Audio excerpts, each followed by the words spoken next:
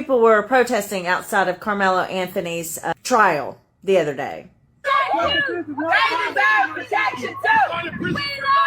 They were chanting, "We love our black youth. They deserve protection too."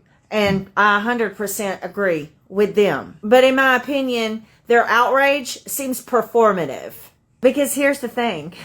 Where are the protests every single other day of the week when it's black on black crime?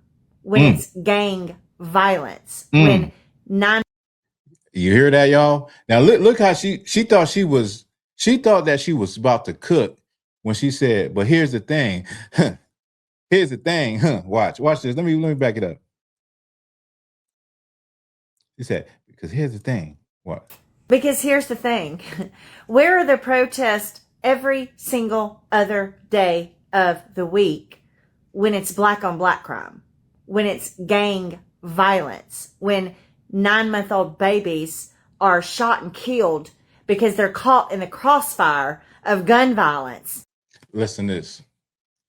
Where are the white protests every single day of the week? Where are the white protests every single day when a white child and children and wife are annihilated in their own home?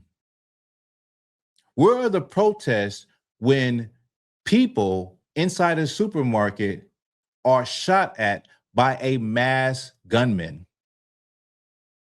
Where are the white protesters for white on white crime, for violence on white people by other white people, stabbings, rapings, pedophilia?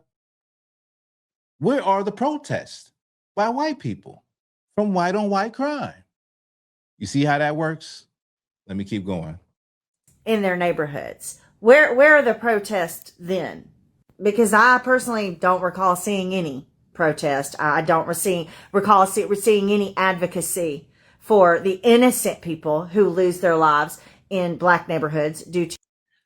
Where is the advocacy for the innocent white people that lose their lives at the hands of other white people? I haven't seen it. I personally haven't seen it. I bet you she thought she was cooking. She thought she was saying something heavy and deep, right? What y'all don't understand is outside of them using rates, higher rate and per capita, the raw numbers, white people are the most violent people. White on white crime is higher than any other people in America. Okay, let me keep going. To black on black gang violence. And this is not me doing the what about argument. She is literally doing the what. She said, "This is not me doing the what about." Bitch, you're literally about whataboutism. This is me showing you all that these people that are at that courthouse saying, "We love our black youth, they deserve protection too," don't believe a word they're saying. Because if they believed it, they would advocate for helping young black men avoid gang life. They wouldn't glamorize it. They'd be speaking to their representatives, seeking help. She said they wouldn't glamorize it. How are they glamorizing it? You know, I know who does glamorize murder, mass shootings, and all type of killing is white people in every movie that you've ever watched your whole damn life. An advocacy for young black men to get jobs and further their education. But we don't see that out of any of those individuals.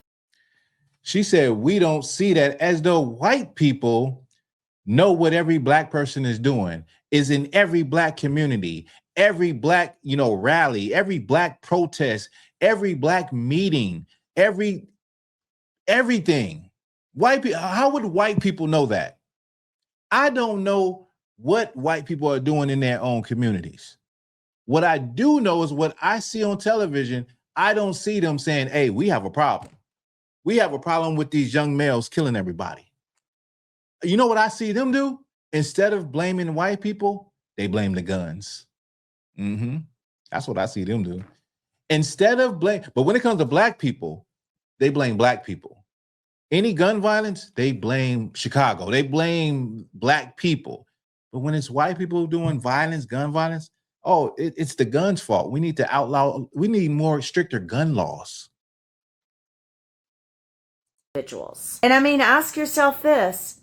If the individual that Carmelo Anthony had murdered was a black man or a Hispanic man or young boy at the time, would any of these people even be at the courthouse? Would this even be a story?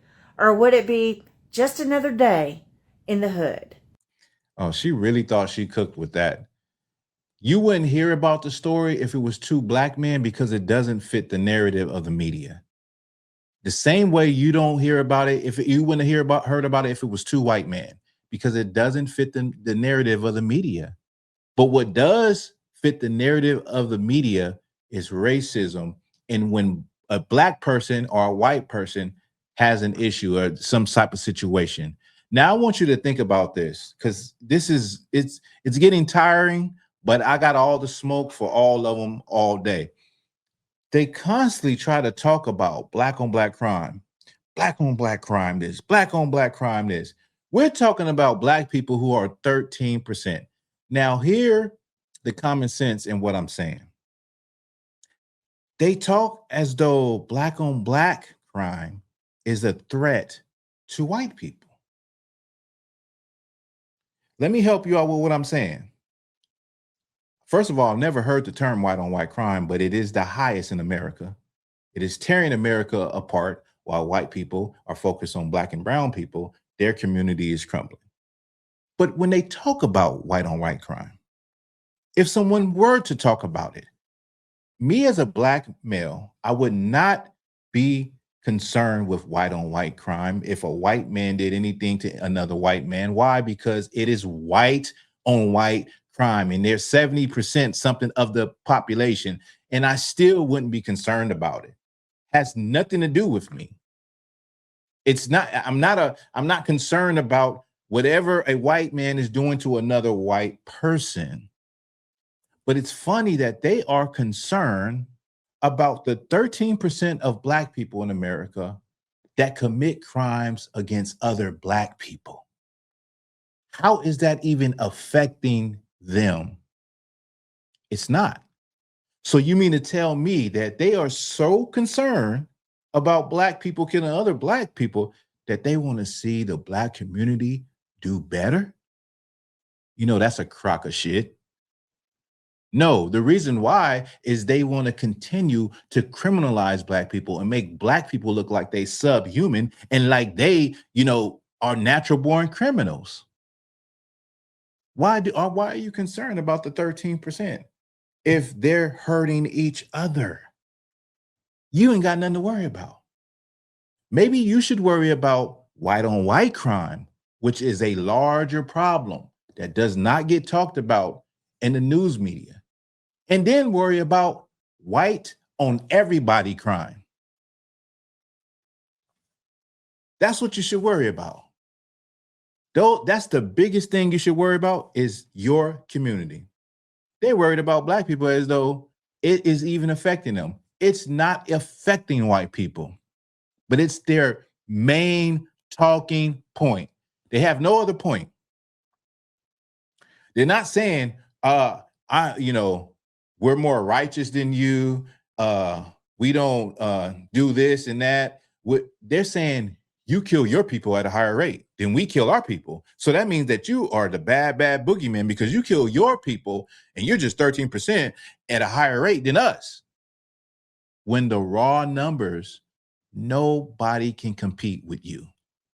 Nobody in America can compete with the raw numbers of the amount of homicides a year, the amount of violent murders, gun violence, stabbings, molestations, rapings, pedophilia, and mass shootings. Nobody can compete with you.